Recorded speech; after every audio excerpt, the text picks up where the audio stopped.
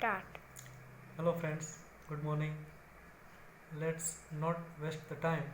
Today we we will learn figures of speech part 1 in Hindi. Okay? इधर ध्यान सोमबाग इधर focus करना जरा. ओके. तो ये है फिगर्स ऑफ स्पीच. इसका मीनिंग होता है अलंकार. अलंकार का मीनिंग होता है आभूषण. जैसे कोई स्त्री आभूषण पहनती है और सुंदर लगती है, वैसे ही भाषा का अलंकार है उसकी लैंग्वेज. तो वो कुछ हटके से अगर आप बोलते हो तो वो ब्यूटीफुल लैंग्वेज लगती है. और ये figures of speech high school and college में भी एग्ज़ाम में भी पूछे जाते हैं और कम्पिटिटिव एग्ज़ाम में भी पूछे जाते हैं. तो फिगर्स ऑफ स्पीच कई टाइप्स के होते हैं, जैसे सिमिली यानी उपमा. नेक्स्ट मेटाफोर यानी रूपक. मानवीकरण पर्सोनिफिकेशन मीन्स सजीवारोपण अलंकार भी बोलते हैं. उसमें जो डेड या फिर निर्जीव होते हैं उसको सजीव की तरह दिखाते हैं. फिर एपस्ट्रॉफी संबोधन. फिर विषमता कॉन्ट्रास्ट. फिर विरोध एंटीथेसिस. फिर सूक्ति एपिग्राम. और आगे एसोसिएशन संसर्ग कहते हैं. फिर अजहलक्षणा यानी मेटोनिमी. ये figures of speech F5 BA bachelor of arts F5 first year में भी स्पेशल इंग्लिश के पेपर में पूछे जाते हैं एग्ज़ाम में, तो ये पढ़ना ज़रूरी है. लक्षणा सिनेक्डॉक. फिर रचना कंस्ट्रक्शन. पराकाष्ठा क्लाइमैक्स. और प्रतिकाष्ठा एंटी क्लाइमैक्स. तो हम इतने सारे फिगर्स ऑफ स्पीच है, उसमें से पहला सिमिली देखते हैं कैसा है वो. ओके. तो सिमिली का अर्थ पहले जान लीजिए. सिमिली को हिंदी में कहते हैं उपमा अलंकार. तो उसमें दो अलग अलग चीज़ों के बीच में, दो अलग अलग चीज़ों के बीच में कंपैरिजन होती है और उनको कंपेयर करते हैं. जैसे आपने सुना होगा कि दमयंती का मुख तो चंद्र के समान है.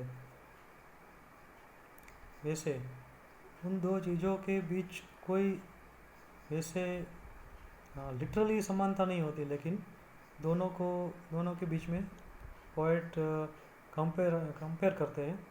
और दोनों के बीच में जो कंपैरिजन होती है वो फिगर्स ऑफ स्पीच सिमिली के उपयोग से होती है. और ये figures of speech as like या सो जैसे वर्ड्स के यूज़ से होती है. यहाँ कुछ एग्जाम्पल दिए हैं, हम देखते हैं. The Assyrian came down like a wolf on the fold. Assyrian कैसे नीचे आता है? वोल्फ की तरह, वरु की तरह आता है. तो तरह हम जो हिंदी में बोलते हैं उसके लिए इंग्लिश में है like. Next, the righteous shall flourish as the palm tree. Righteous shall flourish palm tree. Righteous palm tree की तरह विकसित होता है. Next, as the hart panteth after the water brooks, so panteth my soul after thee, O God. ये English poetry में से ली हुई line है. अगर आपको ये अगर नहीं समझ में आती तो कोई बात नहीं, क्योंकि अगर आप इजी एग्जांपल याद रखेंगे तो इजीली आपको सब याद रह जाएगा. Next, words are like leaves. Words शब्द पत्ते की तरह होते हैं. And where they most abound, जहाँ वो बंद होते हैं. Much fruit of sense beneath is rarely found. ये भी अबाउंड और फाउंड एलिटरेशन है, मीन्स अंत्यानुप्रास लिया हुआ है, पोएट्री लाइन्स है। आगे, how far that little candle throws his beams so so shines a good deed in naughty world. ये भी poetry literature example from literature है। Life as tedious as twice told tale. जीवन दोबारा की हुई जो स्टोरी है उसके जैसा बोरिंग हो गया है। Tedious means boring.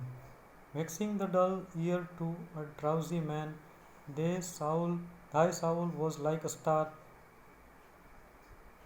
तुम्हारी आत्मा है वो स्टार की तरह dwelt apart thou a voice heardest a voice whose sound was like the sea।